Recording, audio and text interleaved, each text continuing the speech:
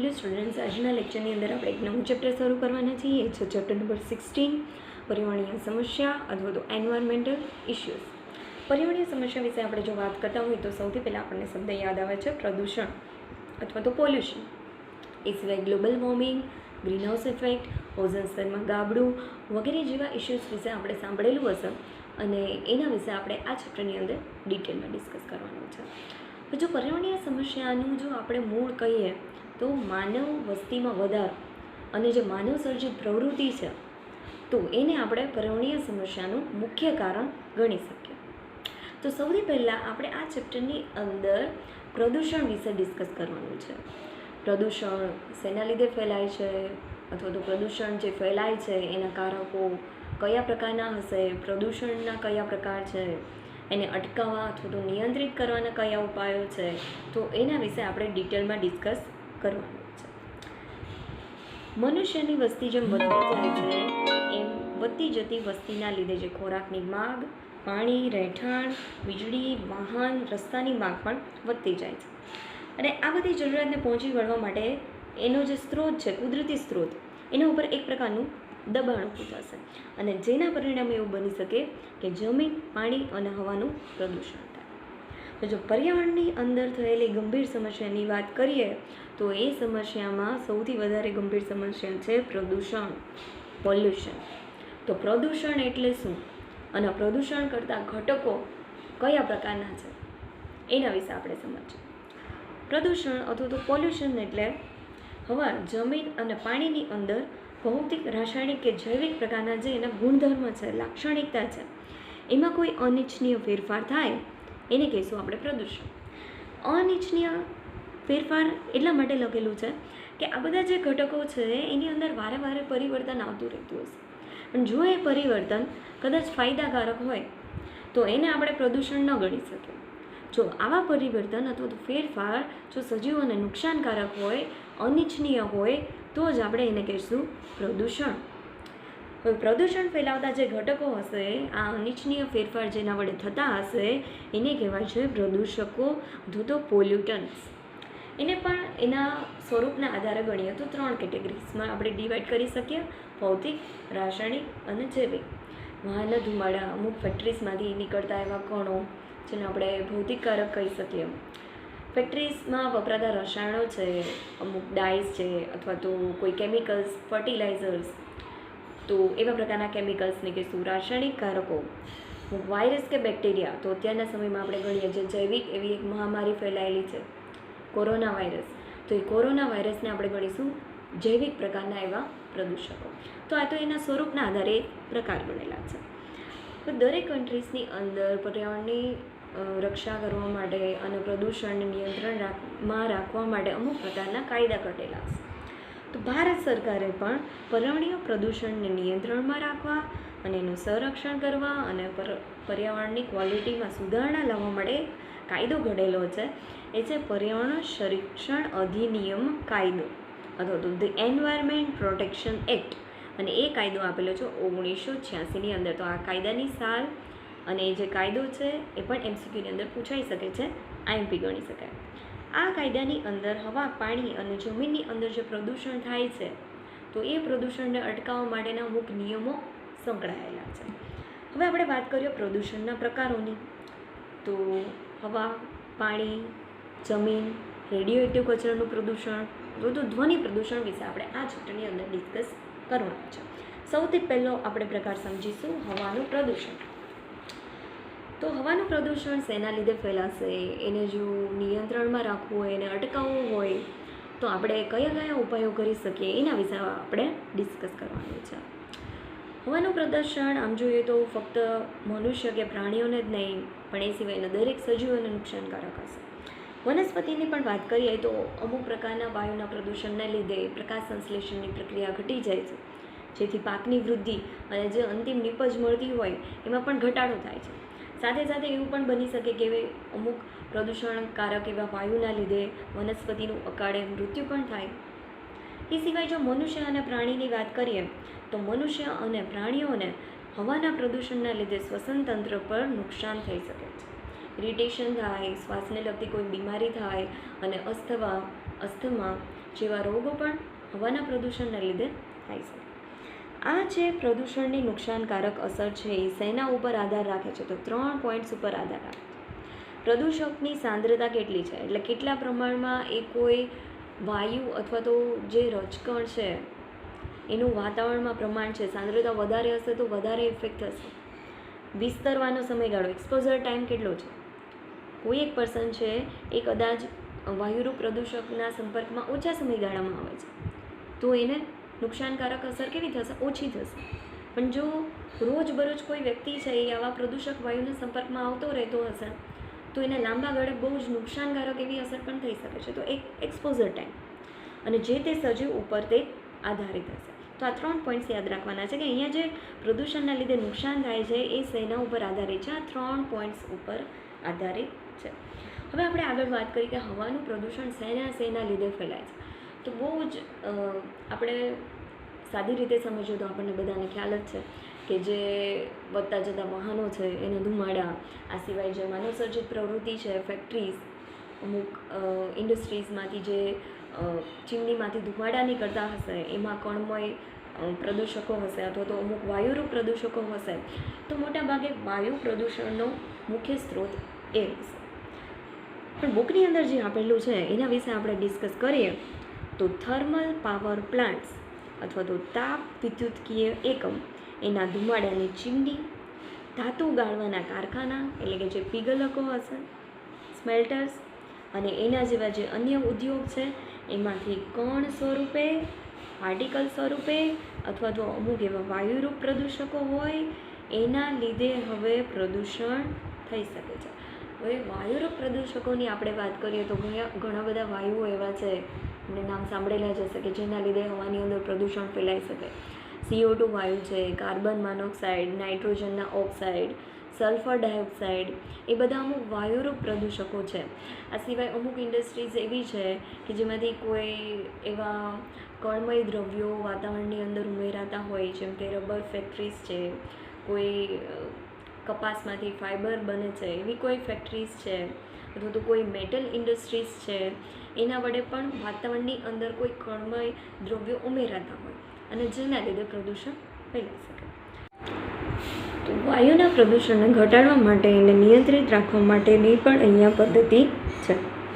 તો 2 પ્રકારની પદ્ધતિ વિશે અહીંયા ડિસ્કસ કરેલું છે. તો બંને પ્રકારની પદ્ધતિ વિશે આપણે સમજવાનું છે. સૌથી પહેલી પદ્ધતિ આપેલી છે ઇલેક્ટ્રોસ્ટેટિક પ્રેસિપિટેટર્સ અથવા તો સ્થિર વિદ્યુત અવક્ષેપક. હવે જો આપણે એવું કરીએ કે અમુક પ્રકારની જે ઇન્ડસ્ટ્રીઝ છે એ ઇન્ડસ્ટ્રીઝમાંથી જે નીકળતા કણમય દ્રવ્યો છે એને વાતાવરણમાં ભળતા પહેલાં જ એનું ફિલ્ટ્રેશન કરી નાખે, એનું ગાળણ કરીને એને દૂર કરી નાખે તો આપણે એ કણમય દ્રવ્યોને વાતાવરણમાં ઉમેરાતા અટકાવી શકીએ. તો એવી જ એક ટેકનિક વિશે અહીંયા આપણે ડિસ્કસ કરવાનું છે, એ છે ઇલેક્ટ્રોસ્ટેટિક પ્રેસિપિટેટર્સ. તો સૌથી પહેલાં અહીંયા આપણે ફિગર ઉપરથી ડિસ્કસ કરી લઈએ કે આખી વર્કિંગ મિકેનિઝમ કેવી રીતે હશે. તો અહીંયા એક પ્રકારના એવા ઋણ વીજભારિત તાર લેવામાં આવે છે, વાયર લેવામાં આવશે કે જેની અંદર ઇલેક્ટ્રિક કરંટ પસાર કરવામાં આવે છે અને જેને લીધે એની આજુબાજુ એક વીજ ક્ષેત્ર સર્જાય છે, એક કોરોના સર્જાય છે, આખું એક તેજોમય વલય હશે અને એટલા ભાગની અંદર ઇલેક્ટ્રોન્સ પ્રેઝન્ટ હશે. તો હવે અહીંયા શું કરવામાં આવે છે કે આવા વિસ્તારની અંદર અશુદ્ધ હવા પસાર કરવામાં આવે છે કે જેની અંદર ધૂળ અને રજકણો, અમુક પાર્ટિકલ્સવાળા જે પ્રદૂષકો છે એ હાજર. જ્યારે આ વીજ ક્ષેત્રની અંદરથી આ અશુદ્ધ હવા પસાર થશે કે જેમાં ધૂળ અથવા તો અમુક રજકણો રહેલા છે તો એ રજકણ કે પાર્ટિકલ્સ પણ હવે અહીંયા રહેલા ઇલેક્ટ્રોન્સના લીધે કેવા થશે? ઋણ વીજભારિત થઈ જશે. હવે આપણને ખ્યાલ જ છે કે ઇલેક્ટ્રોન્સ ઋણ વીજભારિત થશે. તો આટલા જે વીજ ક્ષેત્રોમાંથી હવે રજકણો પસાર થાય છે તો એ પણ કેવા ચાર્જના થઈ જાય છે? નેગેટિવ ચાર્જના થઈ જાય છે. હવે આગળ તરફ પસાર થતાં અમુક પ્લેટ્સ અથવા તો તકતી રાખેલી છે, ભૂસંપર્કિત તકતી જેને કીધેલી છે. તો આ તકતી હવે ઓપોઝિટ ચાર્જવાળી હશે, એટલે આપણે ગણીએ કે અહીંયા પોઝિટિવ ચાર્જ હોય. તો જ્યારે અહીંયા એ પાર્ટિકલ્સ આ તકતી ઉપરથી પસાર થશે. અહીંયા એનો વેગ પણ ઓછો રાખવામાં આવે છે, જેના લીધે આ જે પાર્ટિકલ્સ છે એને આપણે કલેક્ટ કરી શકીએ. તો આ તકતી ઉપર આ ઋણ વીજભારિત એવા પાર્ટિકલ્સ કલેક્ટ થઈ જશે. અને હવે જે આગળ અહીંયાથી હવા પસાર થશે એ કેવી હશે? શુદ્ધ હવા હશે, ચોખ્ખી હવા હશે. એટલે કોઈ ઇન્ડસ્ટ્રીમાંથી જે નીકળતી અશુદ્ધ હવા છે એને વાતાવરણની અંદર મુક્ત કરતાં પહેલાં કેવી કરવામાં આવે છે? શુદ્ધ કરવામાં આવે છે. અને એની અંદર રહેલા કણમય દ્રવ્યોને આ પદ્ધતિ વડે દૂર કરી શકે. ક્લિયર? વર્કિંગ મિકેનિઝમ બુકની અંદર કેવી રીતે આપેલી છે એના વિશે વાત કરીએ. જે કણ સ્વરૂપી દ્રવ્યો છે એને બહાર કાઢી લેવાની રીતમાં સૌથી વધારે વ્યાપક એવી ઉપયોગી આ પદ્ધતિ છે. તો આ એક લાઈન MCQ માટે યાદ રાખવાની છે કે સૌથી વધારે ઉપયોગી એવી પદ્ધતિ કઈ છે કણમય દ્રવ્યોને દૂર કરવા માટે? ઇલેક્ટ્રોસ્ટેટિક પ્રેસિપિટેટર્સ. થર્મલ પાવર પ્લાન્ટ્સમાંથી બહાર નીકળતા વાયુરૂપ પદાર્થમાં રહેલા લગભગ 99% કણ સ્વરૂપી દ્રવ્યોને આ પદ્ધતિ વડે દૂર કરાય છે. તો 99% એક યાદ રાખવાના છે અને આ એક પદ્ધતિનું નામ યાદ રાખવાનું છે. તો આ જે એક લાઈન છે એ MCQ માટે મોસ્ટ ટાઈમલી છે. વર્કિંગ મિકેનિઝમ, તેમાં એક ઇલેક્ટ્રોડ તાર હશે જે હજારો વોલ્ટેજ ધરાવતો હશે અને જેના લીધે અમુક પ્રકારના કોરોના અથવા તો એની ફરતે એક વીજ ક્ષેત્ર ઊભું થાય છે અને તે ઇલેક્ટ્રોન્સ ઉત્પન્ન કરે છે. આ ઇલેક્ટ્રોન્સ નેગેટિવ ચાર્જવાળા હશે, ઓબ્વિયસ છે. તો એ ઇલેક્ટ્રોન્સ જે ધૂળના રજકણો ત્યાંથી પસાર થતા હશે એની સાથે ચોંટી જશે. એટલે ધૂળના રજકણ કે પાર્ટિકલ્સ પણ કેવા થઈ જશે? નેગેટિવ ચાર્જવાળા થઈ જશે. અને આગળ જતાં જે સંચયક અથવા તો જે કલેક્ટિંગ જે પટ્ટિકા છે એ પટ્ટિકાના નીચેના ભાગે હવે જ્યારે એ હવા પસાર થશે તો આ વીજભારિત નેગેટિવ એવા ચાર્જના ધૂળના રજકણ એમાં કલેક્ટ થઈ જશે, ત્યાં ચોંટી જશે. અને સંચાયક પટ્ટીમાંથી જ્યારે હવે હવા પસાર થતી હશે તો એની ઝડપ કેવી રાખવાની છે? એકદમ ઓછી રાખવાની છે. અને જેના લીધે મોટા ભાગના જે ધૂળના રજકણ છે એ બધા એમાં કલેક્ટ થઈ શકે એના માટે. તો આ થઈ ગઈ પહેલી પદ્ધતિ, ઇલેક્ટ્રોસ્ટેટિક પ્રેસિપિટેટર્સ. અને એના વડે થર્મલ પાવર સ્ટેશનમાંથી 99% જેટલા કણમય દ્રવ્યોને આપણે એફિશિયન્ટલી દૂર કરી શકીએ. સેકન્ડ જે અહીંયા પદ્ધતિ આપેલી છે એ છે માર્જક અથવા તો સ્ક્રબર. તો માર્જક અથવા તો સ્ક્રબર છે એ વાયુરૂપ પ્રદૂષકોને દૂર કરે છે. વાયુરૂપ પ્રદૂષકોમાં પણ કયું વાયુ? SO2, સલ્ફર ડાયોક્સાઇડ, કે જે મનુષ્યને ઘણી બધી રીતે નુકસાનકારક થઈ શકે. એના લીધે શ્વસનને લગતી બીમારી અથવા તો નાકની અંદર ઇરિટેશન અને શ્વાસનળીની અંદર પણ તકલીફ થઈ શકે છે. તો હવે જે સલ્ફર ડાયોક્સાઇડ જેવા વાયુરૂપ પ્રદૂષકો છે એને સ્ક્રબર્સ વડે દૂર કરી શકાય છે. તો આખી મિકેનિઝમ કેવી રીતે આપેલી છે તો અહીંયા ફિગરની અંદર આપણે સમજી લઈએ. સ્ક્રબર અથવા તો માર્જક જે છે એની ફિગર આપેલી છે. હવે અહીંયા નીચેથી અશુદ્ધ હવા પસાર કરાય છે અને ઉપરના ભાગેથી હવે ચીમનીમાંથી શુદ્ધ હવા બહાર નીકળતી હશે. તો આ જે હવા જ્યારે ઉપરના ભાગેથી બહાર નીકળે છે તો એની અંદર જે સલ્ફર ડાયોક્સાઇડ રહેલો છે એ સલ્ફર ડાયોક્સાઇડને સ્ક્રબર્સની અંદર દૂર કરવામાં આવે છે. તો કઈ પદ્ધતિ વપરાય છે અહીંયા? ઉપરના ભાગે ચૂના અને પાણીનું મિશ્રણનો ફુવારો કરવામાં આવે છે. જ્યારે અશુદ્ધ હવા નીચેથી ઉપર તરફ જતી હશે, હવાના પાર્ટિકલ્સ હવે હલકા હશે તો નીચેથી ઉપર તરફ ગતિ કરશે. તો એ દરમિયાન જે ચૂના અને પાણીનું મિશ્રણ છે એમાં ભળશે. હવે આની અંદર એક પ્રદૂષણ કરતો એવો વાયુ રહેલું છે SO2 અને ચૂનાની અંદર રહેલું છે કેલ્શિયમ.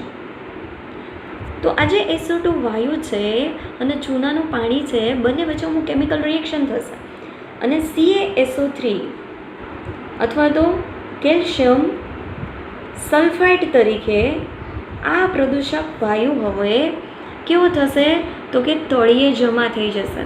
આ જે કણમય દ્રવ્યો છે કેલ્શિયમ સલ્ફાઇડના એ વજનમાં ભારે હોવાના લીધે તે તળિયે રહી જશે. જે શુદ્ધ હવા છે એ ઉપર ચીમનીમાંથી વાતાવરણની અંદર ભળી જશે.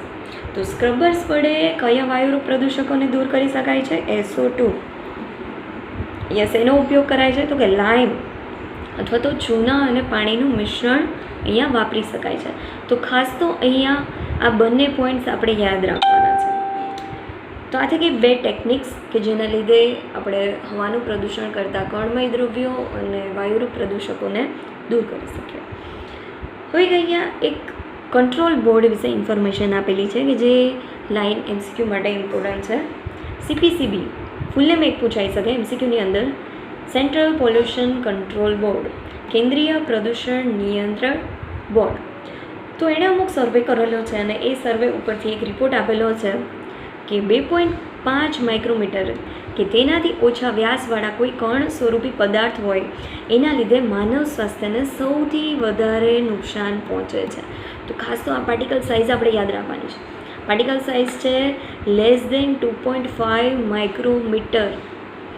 હવે આપણને ખ્યાલ છે કે આપણું જે મનુષ્યનું શ્વસન તંત્ર છે એની અંદર પણ જે બહારથી કોઈ કણમય દ્રવ્યો આવે અથવા તો કોઈ હાનિકારક એવા પાર્ટિકલ્સ અંદર ન પહોંચી જાય તો એની માટે કુદરતી રીતે એવી એક પ્રોટેક્ટિવ મિકેનિઝમ આપેલી છે. જેમ કે નાકમાં પ્રવેશતા હોય તો નાકની અંદર પણ શ્લેષ્મ સ્તર છે, અમુક એવા વાળ જેવી અથવા તો રોમ જેવી રચના છે, આગળ શ્વાસ નળીની અંદર પણ શ્લેષ્મનું એક પડ આપેલું છે, એ સિવાય અમુક WBC સેલ્સ છે. તો એ બધા શું કરશે કે બહારથી જે કોઈ કણો અથવા તો રજકણો શ્વસન તંત્રની અંદર પ્રવેશે છે તો એને અંદર ફેફસામાં પહોંચતા અટકાવે છે.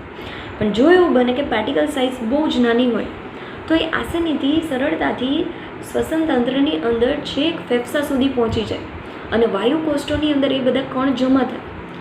તો વાયુકોષ્ઠોની અંદર હવે જે હવા ભરવાની એની જે કેપેસિટી છે એ કેવી થઈ જાય? ઓછી થઈ જાય અને શરીરને જે જરૂરી ઓક્સિજન હોય એ ઓક્સિજન પૂરતા પ્રમાણમાં મળે નહીં. તો હૃદયને પણ નુકસાન થઈ શકે છે. આ સિવાય એના લીધે સમસ્યા આગળ વધતા બીજા કોઈ અંગો છે શરીરના એને પણ નુકસાન થઈ શકે છે. તો CPCB આ એક પાર્ટિકલ સાઇઝની રેન્જ આપેલી છે, એક MCQ માટે ઇમ્પોર્ટન્ટ છે. હવે એના લીધે કયા પ્રકારનું નુકસાન થશે? તો આવા જે પાર્ટિકલ્સ છે એ ફેફસામાં ઊંડે જશે, જેના લીધે શ્વસનને લગતી બીમારી થાય, ઇરિટેશન થાય, ફેફસાને કાયમી નુકસાન પણ થઈ શકે અથવા તો બળતરા કે બહુ વધારે પડતું જો નુકસાન થયું હોય તો વ્યક્તિનું મૃત્યુ પણ થઈ શકે છે. તો હવે આપણે આગળ વાત કરવાની છે કે વાહનના ધુમાડાના લીધે જો પ્રદૂષણ થાય છે એને અટકાવવું હોય તો કેવી રીતે અટકાવી શકીએ? વાહનના ધુમાડા વાતાવરણીય પ્રદૂષણ માટેનું એક મુખ્ય કારણ છે. તો એટલા માટે એક ઉપાય એ આપેલો છે કે સીસા મુક્ત પેટ્રોલ અથવા તો ડીઝલ વાપરવું જોઈએ અને વાહનની અંદર અમુક ઉદ્દીપક અથવા તો કેટાલિસ્ટનો ઉપયોગ કરી શકીએ. કેટાલિસ્ટ તરીકે અમુક ધાતુઓ વપરાય છે. તો ધાતુઓના નામ એક MCQ માટે યાદ રાખવાના છે, પ્લેટિનમ, પેલેડિયમ અને રોડિયમ. તો આ ઉદ્દીપકીય પરિવર્તકો તરીકે અથવા તો કેટાલિસ્ટ તરીકે વાહનમાં યુઝ થાય છે. વાહનની અંદરથી જે ધુમાડા નીકળતા હશે એ ધુમાડા પહેલાં આ કેટાલિસ્ટની અંદરથી પસાર થશે અને પછી તે વાતાવરણની અંદર મુક્ત થશે અને એના લીધે અમુક જે દહન વગરના હાઇડ્રોકાર્બન્સ છે એ CO2 અને પાણીની અંદર કન્વર્ટ થશે, જેના લીધે તે ઓછા પ્રદૂષિત થશે. કાર્બન મોનોક્સાઇડ જેવો જે વધારો એવું નુકસાનકારક વાયુ છે એ કાર્બન ડાયોક્સાઇડ જેવા ઓછા પ્રદૂષિત વાયુની અંદર કન્વર્ટ થશે. નાઇટ્રિક ઓક્સાઇડ છે એ બિનહાનિકારક એવા નાઇટ્રોજન વાયુની અંદર કન્વર્ટ થશે. તો આવા જે કેટાલિસ્ટ છે એના વડે જે વધારે પડતા પ્રદૂષિત વાયુ છે એનું બિનહાનિકારક અથવા તો ઓછા પ્રદૂષણ કરતા એવા વાયુની અંદર કન્વર્ઝન કરીને આપણે હવાનું પ્રદૂષણ કેવું કરી શકીએ? ઓછું કરી શકીએ. તો આવા વાહનની અંદર સીસા રહિત લેડ ફ્રી પેટ્રોલ વાપરવું કમ્પલસરી છે, કારણ કે જે લેડ છે એ લેડ આવા પ્રકારના કેટાલિસ્ટને કેવું કરી નાખશે? ઇનેક્ટિવ કરી નાખશે. તો આપણે એક લાઈન MCQની અંદર આપણે ઇમ્પોર્ટન્ટ ગણી શકીએ.